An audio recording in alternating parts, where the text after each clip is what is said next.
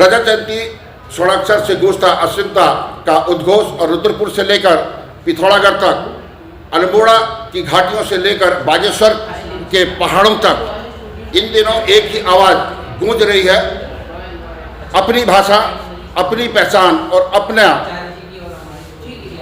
3 दिवसीय कुमाऊनी भाषा सम्मेलन 2025 में प्रतिध्वनित हुई और यहाँ न्याय के शिखर के उतरे स्वर ने संस्कृति की जड़ों को सींचा और सुप्रीम कोर्ट के पूर्व न्यायमूर्ति और राष्ट्रीय मानवाधिकार के पूर्व आयोग के अध्यक्ष जस्टिस प्रफुल्ल चंद्र पंत द्वारा मंच पर आए तो वह केवल एक वक्ता नहीं थे बल्कि उत्तराखंड की आत्मा का प्रतिनिधित्व कर रहे थे। भाषा केवल शब्द नहीं है, अस्मिता का श्वास है ये। और जस्टिस पंत ने अपने ओजस्वी बखान में उन्होंने कहा कि भाषा किसी समुदाय की आत्मा होती है और यदि भाषा मरती है तो उसके साथ पूरी संस्कृति का अस्तित्व जो है समाप्त हो जाता है। उन्होंने राज्य आंदोलन के अपने दिनों को याद करते हुए बताया कि उत्तराखंड राज्य की परिकल्पना केवल भौगोलिक या प्रशासनिक सीमा में नहीं थी और यह अपनी बोली, अपनी संस्कृति और अपने स्वाभिमान की यह लड़ाई थी। और जब राज्य के गठन के 25 वर्ष पूरे हो चुके हैं तो यह सवाल फिर उठ रहा है कि आखिर हमारी कुमाऊनी, गढ़वाली, जौनसारी भाषाओं को अब तक राजभाषा का या फिर पाठ्यक्रम में उचित स्थान क्यों नहीं मिलता या फिर क्यों नहीं मिला? क्या यह हमारे राज्य की नीति निर्माताओं की संवेदनशीलता नहीं है जो दिल्ली की राजनीति में गुम हो गई है? हमारी बोली की मिठास को अब तक मान्यता नहीं मिल पाई है।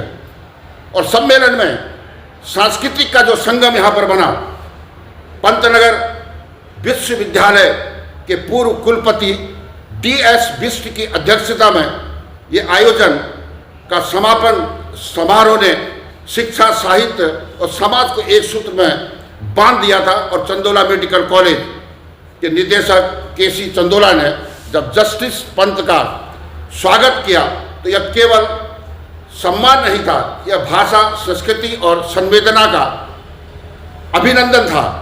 और कुमाऊनी भाषा, साहित्य और संस्कृति प्रचार समिति और उत्तराखंड भाषा संस्थान देहरादून के विद्वानों ने इस सम्मेलन में भाग लेकर इसे ऐतिहासिक रूप प्रदान किया और मंच से कुमाऊनी कविताएं, लोकगीत और पारंपरिक गाथाएं जब गूंजी तो लगा जैसे चमचमाती आधुनिकता के बीच में पहाड़ की आत्मा फिर से जीवित हो उठी है।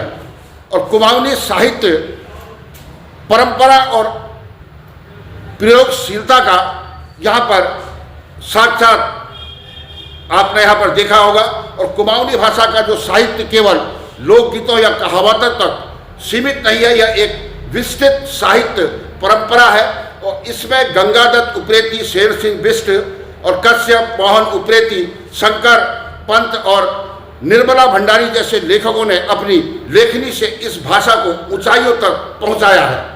और लोकगीतों में जहां बेड़ी पाको, बारो मासा जैसे गीत अमर गीत है इनको कहेंगे, और हर घर की धड़कन है। और यही आधुनिक रचनाकारों में प्रेम, प्रवास, पलायन, पहाड़ के संघर्ष अपने शब्दों में इन्होंने इसमें गाड़ दिया है।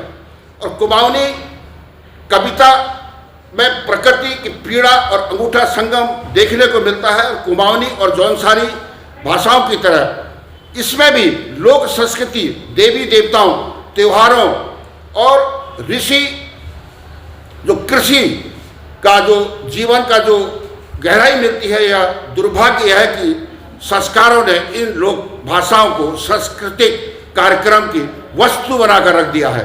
न पाठ्यक्रम में इसके स्थायी स्थान मिला और न ही प्रशासनिक स्तर पर कोई ठोस नीति मिल पाई है अभी तक। और 25 वर्षों में क्या बदला है उत्तराखंड के अंदर? उत्तराखंड की रजत जयंती हमें केवल एक जश्न मनाने का अवसर नहीं देती है, बल्कि यह जो आत्ममंथन का भी समय है। और 25 वर्षों में हमारे पहाड़ों में जो सड़कें बनाई, शहरों में मॉल बनाए, पर हमारी जो मातृभाषा है उसको संरक्षण के लिए क्या किया उत्तराखंड सरकार के द्वारा? सरकारें आई और गई और हर बार भाषा आयोग की घोषणा हुई, समितियां बनी, रिपोर्ट तैयार की हुई, लेकिन असल में भी धुंध में यह खो गया और कुमाऊनी, गढ़वाली और जौनसारी भाषाओं को राजभाषा का दर्जा देने का मुद्दा हर चुनाव में से पहले केवल घोषणा पत्र की एक शोभा बन जाता है ये।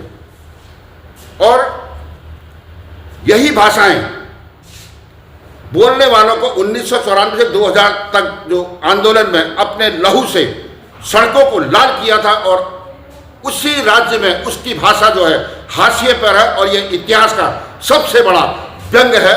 हिंदुस्तान ग्लोबल टाइम्स से मैं अवतार सिंह बेस्ट, और सरकार को भी चाहिए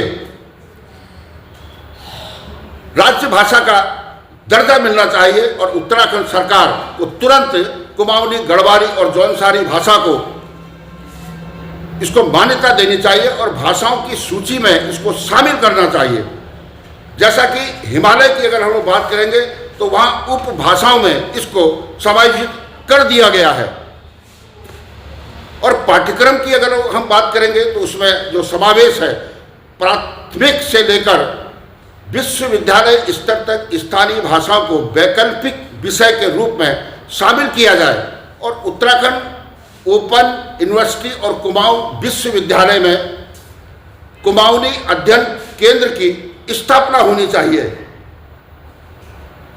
और जो डिजिटल और सांस्कृतिक इसमें प्रोत्साहन मिलना चाहिए। सोशल मीडिया, रेडियो, दूरदर्शन में भी स्थानीय जो भाषा है उसके लिए स्थानीय कार्यक्रम की एक श्रृंखला शुरू करनी चाहिए उत्तराखंड सरकार को। कुमाऊनी भाषा का अकादमी का गठन किया जाए, और शोध, प्रकाशन और प्रशिक्षण का जो कार्य है वो भी उनको संभालना चाहिए, तभी हमारी भाषा जो है संरक्षित रह सकती है। और भाषा दिवस का भी उत्तराखंड में आयोजन होना चाहिए, और प्रत्येक वर्ष कुमाऊनी भाषा दिवस मनाने की परंपरा शुरू करनी चाहिए उत्तराखंड सरकार को, और जिससे लोक कलाकारों, लेखकों और भाषा जो संरक्षकों को उसमें सम्मानित किया जाना चाहिए, तभी हमारी भाषा संरक्षित रह सकती है। और सम्मेलन में जो हमारा यहाँ पर सम्मेलन हुआ था उसमें एक उम्मीद उठी है कि कुमाऊनी भाषा जो सम्मेलन केवल एक जो सांस्कृतिक आयोजन नहीं था ये, बल्कि एक चेतना का पुनर्जागरण था। और जस्टिस प्रफुल्ल पंत जैसे विद्वान जब मंच से भाषा की गरिमा पर बोलते हैं तो उनकी बात केवल बौद्धिक भाषा नहीं होती, बल्कि यह एक नीति निर्माता के लिए चेतावनी है। यदि अब भी मातृभाषा को जो संरक्षित कर नहीं किया गया तो आने वाली जो पीढ़ियां हैं वो विदेशी भाषा में अपनी जड़ों को ढूंढेगी।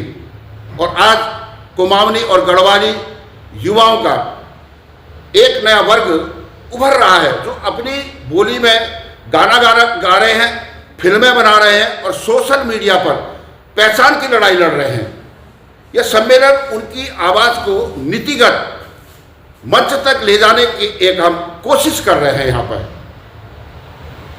और सरकार पर यह हम दुर्भाग्य है कि जिन नेताओं ने राज्य आंदोलन में भाषाई पहचान को मुद्दा बनाया था वे आज सत्ता में बैठकर इस सवाल से कन्नी काट रहे हैं। रजत जयंती के इस अवसर पर मैं पूछना चाहता हूं, क्या हमारी सरकारें केवल ढोल, दमुआ और तलवार पर लोग संस्कृति दिवस मनाने तक ही सीमित रह लगेगी?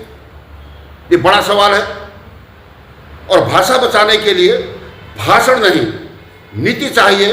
और कुमाऊनी, गढ़वाली और जौनसारी केवल बोलियां नहीं है, वे इस राज्य की आत्मा है, और आत्मा को अनदेखा करने वाला समाज अपनी पहचान खो देता है। और अंत में मैं इस सम्मेलन के बारे में यही कहना चाहूँगा कि उत्तराखंड की रजत जयंती तभी सार्थक होगी जब देहरादून से गलियारों में निकलकर जो भाषा के प्रश्न पर ठोस निर्णय लिया जाएगा। और सरकार को चाहिए कि 2027 के चुनाव से पहले इस दिशा में ऐतिहासिक कदम उठाए, वरना आने वाली जो पीढ़ियां पूछेंगी आपसे कि राज्य तो बना पर पहचान कहाँ खो गई हमारी। हिंदुस्तान ग्लोबल टाइम्स से मैं अवतार सिंह बिष्ट, इसमें हमने एक संपादकीय लेख लिखा है पूरा डिटेल से हमने उसमें लिखा, तो उस खबर को भी आप पढ़ें और हमें बताएं कि कुमाऊनी जो सम्मेलन है इसको राजभाषा में शामिल करने के लिए क्या क्या कार्य किए जाने चाहिए। जय भारत, जय उत्तराखंड।